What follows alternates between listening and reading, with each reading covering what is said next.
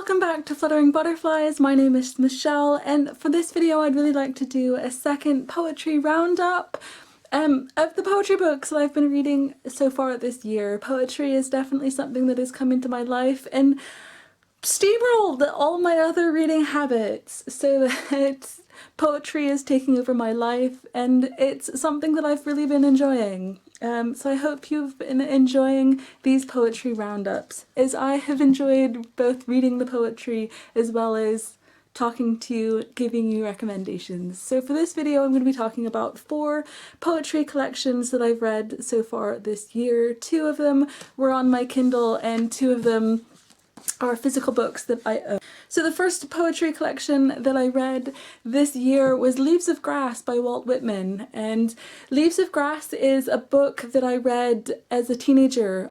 I think that it was around the same sort of time that I watched Dead Poets Society and just loved it, and I really wanted to know what this whole Walt Whitman thing was about, and so I picked up this collection of poetry by Walt Whitman from my high school library. I didn't really get it, I don't think. I think that I just picked out certain poems and I didn't read it, the whole collection. I read it in bits, so I didn't catch the whole sort of contextual meaning behind a lot of Walt Whitman's poetry. So it was mentioned again recently, I can't remember where. And I decided maybe now is the time for me to go back and read Leaves of Grass again in with a different perspective and see how I get on with it. I managed to download, I think there were free copies available on my Kindle, but I decided to choose an edition that I think was only 99p. And that was just because I wanted a better layout on my Kindle, so that each of the poems were separated in a very clear way. And oh my god, I absolutely loved Leaves of Grass the second time around, and with a lot more perspective on it. I read his poems, and they felt so incredibly emotional and uplifting and moving. Walt Whitman writes in such a sensual and spiritual way. My favorites of the collection were definitely The Body Electric, as well as large portions of Songs of Myself, because he writes with such emotion about appreciating the body and life and people and love. So that was the first book that I read of poetry during this year. The second was a book that I downloaded from NetGalley onto my Kindle, and it was called Poems That Make Grown Women Cry. This is a companion poetry collection to a book that was published last year, I believe, called Poems That Make Grown Men Cry, and I think it's edited and put together by two men, but all of the contributions towards this collection, Poems That Make Grown Women Cry, were from women who are at the top of their fields, actresses and famous people, authors, poets, generally famous people, as well as other women involved in humanitarian causes and things. There was a huge array of different women who contributed a selection of emotional poetry.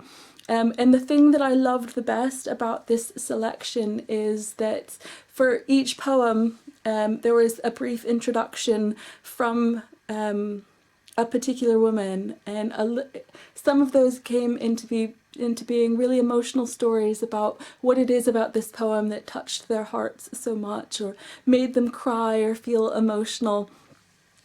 I really enjoyed that. Sometimes I enjoyed those little anecdotes more than I enjoyed the actual poems, and also after the actual poem itself there was also a brief biography of the woman, in case that woman wasn't quite known to me.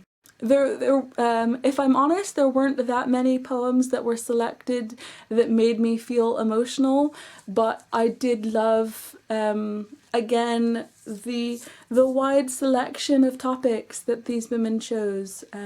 Some of them were about death and grief, heartache.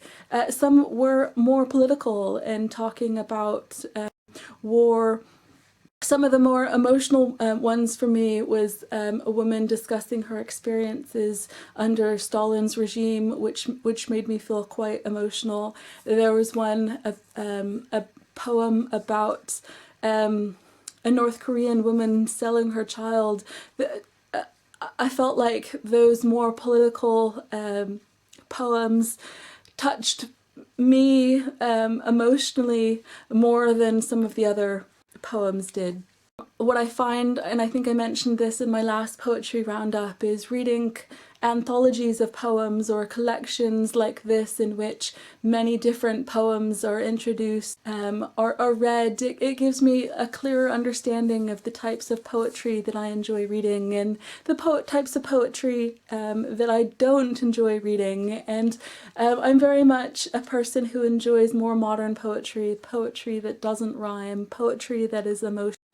Moving on to the two collections of poetry that I have physical copies of. The first that I want to talk to you about is this one, 20 Love Poems and a Song of Despair by Pablo Neruda.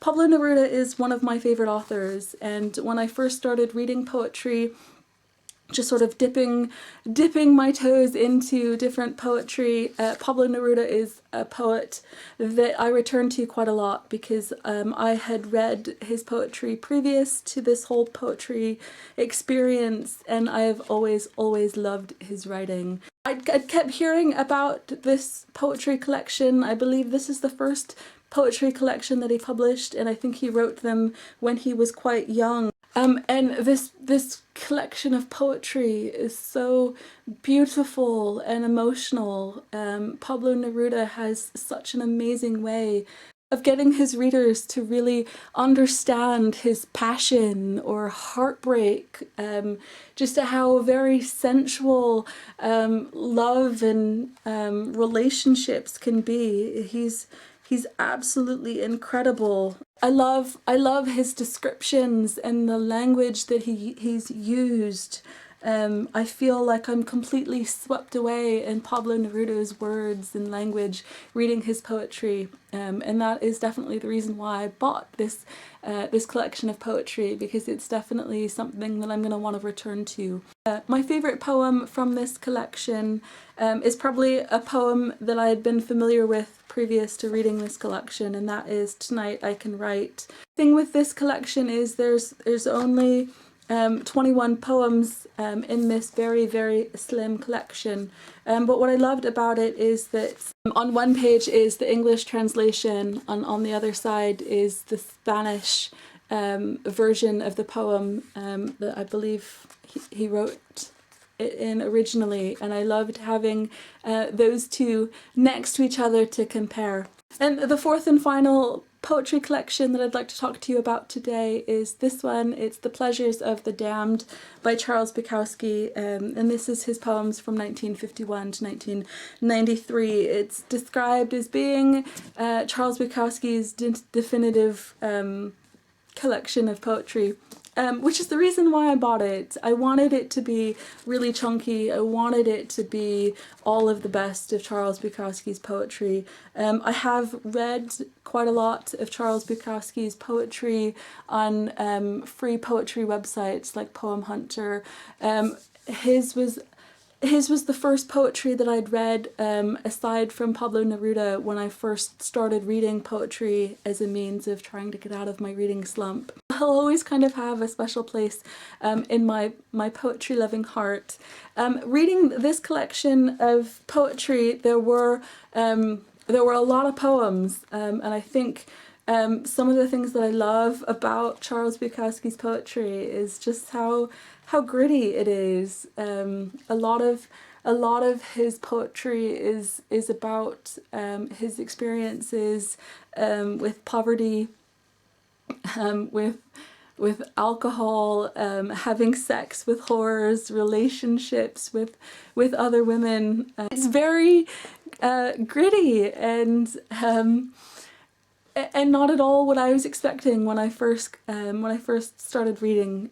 But there's also a lot of sensitivity and vulnerability in his writing. One of the quotes that I've seen quite a lot from Charles Bukowski is in the poem "How Is Your Heart?" and I really like it. It's the last four lines, and it says, "What matters most is how well you walk through the fire."